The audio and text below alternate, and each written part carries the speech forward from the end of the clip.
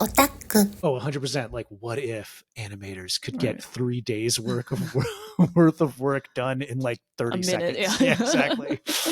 Yes, that seems very clearly part of the animator's fantasy.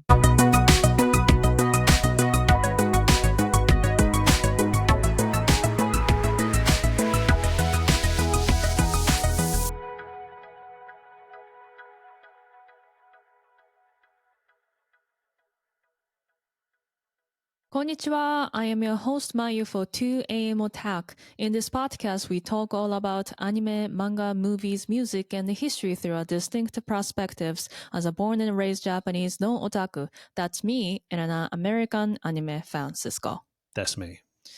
There's so many anime came out this month. That's true. Yeah, it really feels like the big release months for anime are January, April, and like a little bit July, and then there's like a trickle in like October. But January is a huge like burst of anime. Yeah, and we've been trying to find the anime that we like, and it's not easy. It's not, sadly. It's not that easy. And then we tried watching Tensei Reincarnation. Yeah, I mean, I feel like that describes fully more than half of anime currently being made. So even though it's not like our go-to, we decided to give some of these series a chance. So we tried, and none of them really worked for us, except today's anime we are going to talk about, Zenshu. Yes. Before we start talking about Zenshu, please subscribe and follow 2am Otaku on YouTube, Apple Podcasts, and Spotify, or give us thumbs up and leave a comment about today's episode. So Zenshu is an original Japanese anime television series produced by MAPPA. The series premiered on January 5th, 2025 on TV Tokyo and its affiliates. Cisco, could you try to explain what Zenshu is about? Sure. So the premise of this particular anime is that an animator, a famous director of anime who's already had one hit work, is eating a clam in bento at her work, and the clams have gone bad, and she eats one and immediately dies and is reincarnated, or not even reincarnated, is just like directly transferred into the world of her favorite anime movie, A Tale of Perishing. A Tale of Perishing, which is about, it's sort of like a fantasy isekai where the main character hero, like, I think fails to save some of his friends and then has like a slow mental breakdown as the heroes lose the battle and the world is destroyed. And she really liked it, so she was transferred into it. What appears to be the beginning of the movie. So she then discovers that she has the magical power to animate things, which then become real in this other world, and immediately starts changing the plot of the movie by making sure that the most annoying character doesn't die in the very first episode. And so, then she continues to use her animated powers to sort of change the story as she goes along. Yeah, because she watched the movie so many times, she knows what's coming next. Well, she thinks she knows what's coming next, at least. Right. But I guess we're only up to episode 3, right? But already the way that she's changed the story has resulted in some unexpected encounters. So Zenshu, I think English title is the same, Zenshu. In Japanese characters, it's written like whole fix. All fixed. All fixed. We don't really say Zenshu in a regular conversation in Japanese. Right. It is like a special term used in anime industry. Yeah. Means like all retake or like redo everything. Yeah, redo everything. Which I don't think many animators don't want to hear or say. Yeah, I think if the director is like Zenshu, then it's like all of your work was trash and you have to start over from square one. And that's a really bad thing in animation companies. That's an interesting title. Yeah. I mean, it's definitely implies that she's going to entirely rewrite the story of what happens in her favorite anime. And it also, I mean, the process of her animating as a special move essentially is her redrawing everything to have a different outcome. So I don't know. I think it's kind of cool as a term that is both an actual piece of vocabulary in the animation world and describes both the plot of the whole show and her specific power. So my first impression of Zenshu is like it's just like a good old days anime, like a hero style anime. Yeah, for me, it's really got like a magical girl anime vibe. Uh-huh. I think not so much in terms of the setting, which is very much like an isekai anime, but in terms of the animation of her using her special power, right? She gets kind of a transformation sequence, right? There's just like, Sailor Moon, changing and becoming Sailor Moon from regular girl and like, Right. yeah, Yeah, with there's a music transformation and sequence. It's the same music every time. It's extremely vibrant colors and yeah. really high quality animation. So even though it's a transformation sequence, you don't get super tired of watching it, despite it appearing in every episode so far. Yeah, so it's got kind of a callback to that Sailor Moon magical girl vibe. Right, right. But the main character is a manga artist. Right. So she's not fancy. She's definitely not fancy. Yeah. She is, I think, I think it's a really smart move that in the first couple of episodes, her hair covers her entire face. Sort of, Do you remember why? No. Because she is trying to finish her next work about first love, but she can't do it. So like she decided to not to cut her hair until she's done. Oh, okay. Yeah. But that doesn't explain why she wears it over her face so that she looks like Sadako, right? Sadako, a monster. Yeah, she looks like a monster. And I think that was like really, really smart as a design choice, because I think it's an honestly, like, it would be more of an interesting story if she was a bit more of like an ugly duckling. Like, anime is terrible at trying to convey that its main characters are not conventionally attractive, because they almost always are. And I'm thinking about the Apothecary Diaries, which we're also watching a little bit of. And there also, the main character is supposed to be not conventionally attractive because she has freckles. Yeah, that's a big no-no in Japan. And like, what? I don't know, flat chest. Yeah, like I have a problem with that being like a marker of unattractiveness, really. But like, okay. And anything, is there one other thing? She has like a scarred short arm. Oh, right, yeah. But like, I mean, like, yeah, okay, sort of, but they almost never show it. Yeah.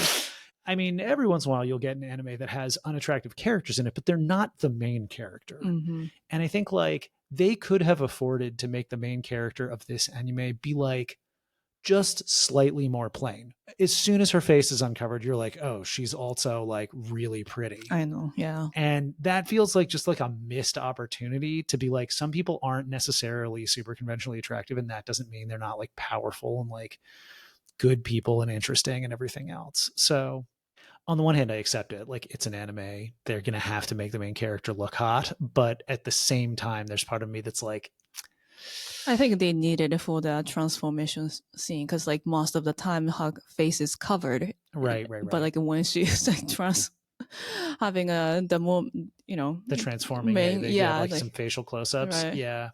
Yeah. Okay. So I guess like whatever. It just feels like one of those things where the story might have been even better had that been part of it. And like, I don't really know where the story is going in terms of her like romantic connections with other people and whether that's going to be like an important plot point or not.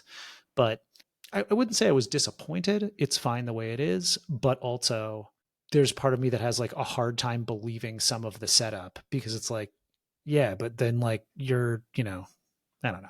Yeah, that's my feeling. I think it was, anyway, to get back to my original point, having her hair cover her face was a great choice because it took that element of her character away for a long time in a way that helped the storytelling of the show. There are more other stuff I realized. This anime being a little bit of old-time anime, each episode is featuring other animes. So first episode, the first time Natsuko draws to defeat the void, there's like a gigantic, like a thing trying to fight with the void, remember? Oh, she draws like looks like a giant monster, like one. Yeah. It's like a Kyojinhei giant god warrior from Nausicaa Oh, of the okay. Belly Yeah, of the yeah. Wind. That sounds about right. A little bit like a dreepy and like not really complete form. Yeah, it looks a little bit hastily assembled, but it has Uh-huh. like I just have like an eye laser. Yeah, Nausicaa's one has eyelids. I don't know. I don't I remember can't the remember how it yeah. like beats all of them, but yeah, there's like a billion things it's fighting, Right. and it like blasts them all immediately, right? Yeah. Okay. And the second episode is featuring macros. Macros, yeah, like the missiles. Missiles. Yeah. It's the same idea. And actually, the animator, Ichiro Itano, who worked on Macross, worked on the second episode. Oh, like drew that Yeah. portion. Yeah. So they're all kind of like intentional callbacks I to other think. animators' like most famous work. Mm-hmm. That's pretty cool. And the third episode is featuring Tiger Mask. Right. Which was a manga way back in the day and became an anime or not? Yeah. Oh, okay. It's pretty, those are pretty old. I don't know how old is Macross, but Kaze no Tani no Nausicaa is. Oh, yeah. The original like Macross 1984. is very old. Yeah, I think the original Macross is no later than the early 80s. So it's like Showa era animes so far. Like, let's be real and say the Showa era is way too long, right? That guy reigned for like a much, much too long reign. Yeah. Like over the 60 Heisei years. era, like if you're like, this is a Heisei era anime, like you're only talking about like 20 something years, right? 30, Showa lasted like 50 years or something. No, almost 60, Okay. over 60. Over 60 years. So I think that like that's too big to like class things as like this. Like, in fact, like up until that, you know, the emperor died, all anime was Showa era anime, right? Like, so that's why I feel like, yeah, it's kind of like valid to say like Showa era, but like also feels like a bit too broad. I think like locating the anime that have been used as reference so far as specifically like late 70s, early 80s anime is a little bit more specific. And it makes me think about the ways in which like Dandadan is borrowing also from, well, I guess if it's borrowing like from Ultraman, like Ultraman's like even older, right? That's like Showa. a 1960s. Yes. So this is later than that, Yeah. but still like like late 80s, you know, sort of golden era.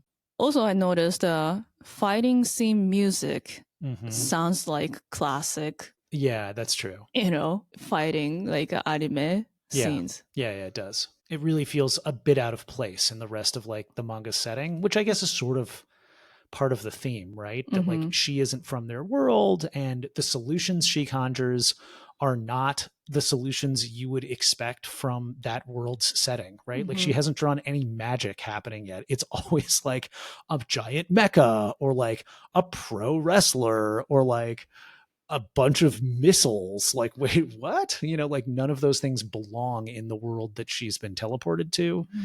Yeah, and it is like bizarre that she's coming up with such like different ideas for how to like solve the problems. I think also this includes a little bit of a like mangaka's fantasy, wishing like, you know, coming up with idea really quick or finishing the work really quick, like Natsuko does. Oh, 100%. Like, what if animators could get 3 days worth of work done in like 30 seconds? Yeah, exactly. Yes, that seems very clearly part of the animator's fantasy. And then like she passes out after she, you know, defeat the void and then like sleeps through like 3 days. Right. Because that seems also much, like an animator's fantasy that she would ever be allowed to sleep for 3 days in a row. Yeah, because like I'm sure animators like has to stay up late and like not sleeping well, but after they are done, like they just like sleep, pass out. Probably, yeah. I told you about like good old anime vibe, but also I felt like you know, she's trying to change it into something new. I mean, not only Natsuko is trying to change the story she was, you know, she used to watch so many times when she was a child, but also she doesn't dress in like a fancy clothes. I mean, there was a scene like she was forced to dress in like a fancy dress, right? But when she is transforming, she wears like hoodie and like Crocs. Yeah, purple hoodie, some like jeans, and like really ugly red and white Crocs, basically. Right. And then like what she does is like drew like so fast. Yeah. And then like, you know, use pencils. Yeah, the part where they're being attacked by a monster and she's like, hang on, I have to sharpen my pencil in like super sped up time is very funny. It's pretty funny. Like, but she's got her own power Right. to defeat it. I also like that she does a check, right, on her own animation before she finishes it and puts it down. She's like, hang on, I gotta make sure it's good. That is so funny. Yeah. Also on episode 3, Natsuko tells Destiny, the character, to build an orphanage, like a house, Right. rather than like, just like sacrifice herself by getting married to a rich guy and then like who promised to build an orphanage house. Right.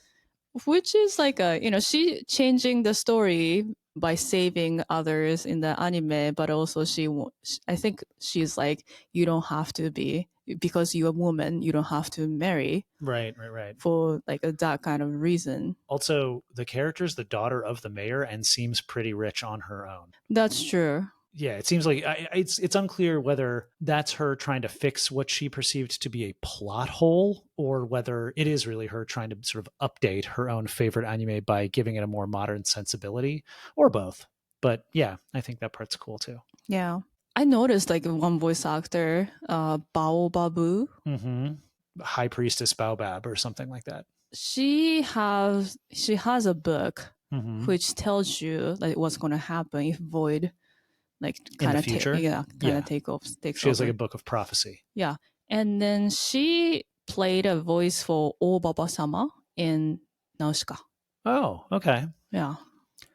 Wow, she must have been a lot younger when she did the voice of the old lady in Nausicaa. Yeah, Wikipedia says she's 89 right now, and she's still working as a voice actress. Damn, that's awesome. That's so cool. Good for her. Yeah. Yeah. What do you think? So we watched only 3, and there are only 3 out right now. What do you think? What's gonna be like after this? We really enjoy watching Natsuko like fighting, right, and everything, but it's like getting a little bit. It's like seems a little repetitive. Yeah. Yeah, I don't know. I mean, one question I have is like, how long is the series going to be? Is it going to be 12 episodes? Is it going to be 24 episodes? Are they just going to try to make it run as long as possible? Like, that seems like it would be a huge mistake to me. This seems like it has to be a story that has a set beginning, middle, and end. And with the pacing so far, I agree that it seems like it cannot possibly go on that long, right? She's living out a movie. Movies are only, especially animated movies, tend not to be that long. We've seen a couple like portions of what seem to be key plot points in the film via her memories. She's already changed at least one of those major plot points in the film. To me, if this goes on longer than 12 episodes, it's going to have to take like a radical turn. Something like the characters from the movie come back with her into her real life. And I don't know, then they work the animation. Like, I don't know where it would go from there, really. I think based on what we've seen so far, my hope is that the series itself just isn't meant to be that long and has a wholly contained story that's told in 12 episodes with like a final ending that's like, and then it was over. The only other way I can see it continuing is that she teleports into some other anime with like a different story and continues revising stuff. I mean, my big questions at this point are sort of like, is there going to be a romantic angle here? Like, is she going to fall in love with the main guy? Is that going to mess up the story somehow? And is it going to eventually go in a depressing direction where it hews more closely to the plot of the original film, where her changing can't really change things? Or will there be sort of unexpected consequences of her choices in ways that make it sort of more dramatic or tensiony? Because I can't really imagine her being allowed to just wield this superpower, like fix all the problems, sort of, and then what, right? So, I mean, I think there are still like a variety of different interesting ways it could go, but the less emotionally complicated it stays, and so far it hasn't really gone in that direction, I think the more tired of it I will become over time. I think it's gonna connect to the first episode when she is working on her next movie, Right. which is a love story. And she's struggling to finish it because she never had first love. Oh, okay. So somehow she's gonna fall in love or like finds love or see love or something. Right. And then maybe somehow go back to. That'll inspire her for what to do for her actual film. Yeah. Yeah. That makes sense. That could be a possibility. That would be a good direction, I think, for it to go. Mm-hmm. But I'm curious as to, how they're going to play that, right? Is that going to be she's the one in love, or she is observing other people's relationships? I mean, it really seems like there's going to be a thing between her and the main character, but that it's going to be messy because, does she save his actual love interest from the original story, or does she let her die so that she can become the heroine, right? Mm-hmm. That's probably like the next story beat. Spoilers. Okay, let's do word of the day. Okay. What's today's word of the day? I mean, we already explained Zenshu, so it can't be that, right? Nope. Damn. Oh, I know what it is. The Tappu. Tappu. Yeah, right? I think. I'm not sure. I don't know what this thing is called in English, to be honest with you. Uh-huh. So I imagine it's called a tap, or because it's got to have come from English, right? This is clearly a professional animation tool that's used to hold pages together in it's sort of like a 3-ring binder of sorts. I thought it was a ruler.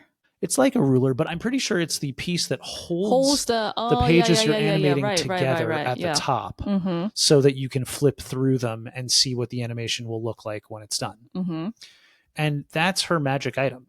Mm-hmm. Like other magical girls have a wand or a lipstick or compact, right? She has a tap, or whatever this thing is called in English.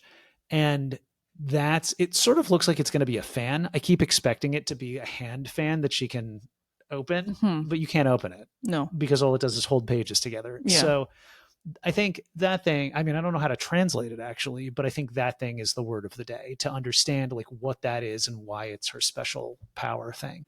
Yeah, I wonder if this is going to have special meaning. Yeah.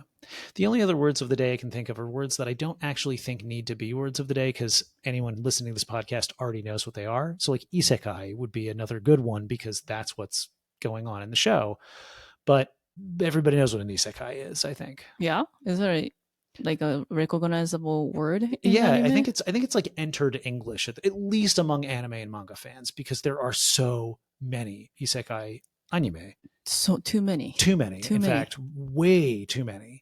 I guess we're doing it anyway. It means other world, and that's all it means. But it seems to imply specifically a fantasy setting, right? Swords and sorcery, elves. What else comes with an isekai? Really good food. There's no statistics or anything, but in my image, whoever writes isekai is man. Yeah. Maybe. I mean, maybe if there were fewer busty elves in very little armor, we would have a different idea of what an isekai is like. But the isekai tend to be kind of vibrant Middle Ages-y type places. And the good food in an isekai is one of these things that always baffles me, because I'm like, guys, food in medieval Europe was awful. Europeans wanted new spices so badly, they sailed literally all the way around the world to try and get them, because their own food sucked. There shouldn't be good food in isekai animes. It's one of the things that I like about Ton de Mosquito, right? Right. I can't remember the name of this. It's basically a guy who is good at online shopping. He's not even good at it. He's just a regular guy. He's just a regular guy. He has 2 magical skills. He has an infinite item box that can follow him everywhere, that he can just magically teleport stuff into or out of, and he can shop on Rakuten. Rakuten, not Eon. Eon, I think. Okay, yeah, I think you're right. Eon. He can shop online and have it delivered to him in the isekai, and 90% of what he orders is beer, snacks, and sauces, right? A lot of stuff. And then he cooks basics. He'll cook like yakiniku by like marinating the beef in some sauce, and people will be like having their minds blown about how good his food is. And I'm like, that's so realistic. If you time traveled back to Europe with like a bottle of barbecue sauce, people would lose their freaking minds about how good it tasted. It's called Campfire Cooking in Another World with My Absurd Skill. Japanese animation companies, please stop making titles like this. This one doesn't really have much, like, boobs and stuff. No, It doesn't have that much boobs because the right. main characters are a dude and a magic wolf, Right. and there are very I few like female it. characters. I mean, first time I didn't really like it, but as I watched more, I liked more. And then there will be a second season supposedly this year. Hey, this year? I think, yeah. I didn't see it in the Wikipedia anime coming out this year Oh, list. maybe but not. I don't okay. know. It's Well, been a long time. yeah, it was good. It had good music too. Oh, we haven't talked about the opening and closing theme songs of Zenshu. Do you want to talk about it? Duh. Okay. We always talk about it, right? Yes. What, you were going to skip it this time? Okay. All right. Cisco's going to talk about the theme songs of Zenshu. Here we go. Yeah. So the opening theme song is like pretty good, right? Who's it by? It's by Band Made. It's called Zen. The music is Zen. Oh, I thought it was like someone we knew. No? No. Okay. Whatever. The opening is like pretty good. It's not the best. It's not the worst. Like it's totally acceptable for like an anime opening. And the ending theme song is also kind of good. I'm not crazy about the animation, which has like a really weird sequence of the main male character running towards the camera in a way that I can only describe as, quote, running like a girl, which I know is like a sexist way to put it. Yeah. But I have never. He doesn't know how to run. He doesn't. Running like a person who doesn't know how to run. Yeah, that's actually a much better way to put it. I mean, he looks like he's about to fall. Well, and he does. He does at the end. But like, maybe that's the intention. The legendary hero of this other world. He should be able to run. And instead, he's like waggling so his arms back and forth. Like, yeah, he looks like he's like super pigeon-toed or something. Like, it's it looks like he's Anyway, so it's ridiculous that he can't run. Yeah, that's my focus every single time I watch the ending. Especially because at the end of the opening theme, there's a very short thing where she has drawn herself running and is checking her own work, and she runs totally normally. Explain that. I don't know. People in the Isekai don't have to run anywhere, so they never practice running. Maybe. Nonsense. Anyway, the music is good, though, for both the opening and ending theme songs. The ending theme song is Tada Kimi no Mama de by Soul. I really thought it was by somebody else also. Both of these, the opening and ending, struck me as sounding like other people. Like, I think one of them really sounds like Radwimps, right?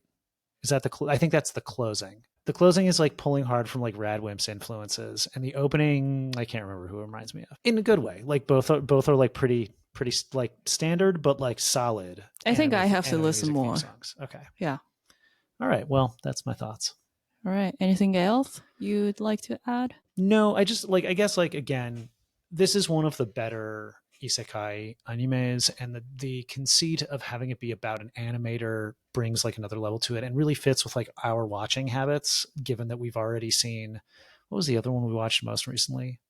We saw Shirobako, and then we saw Eizouken. Yeah.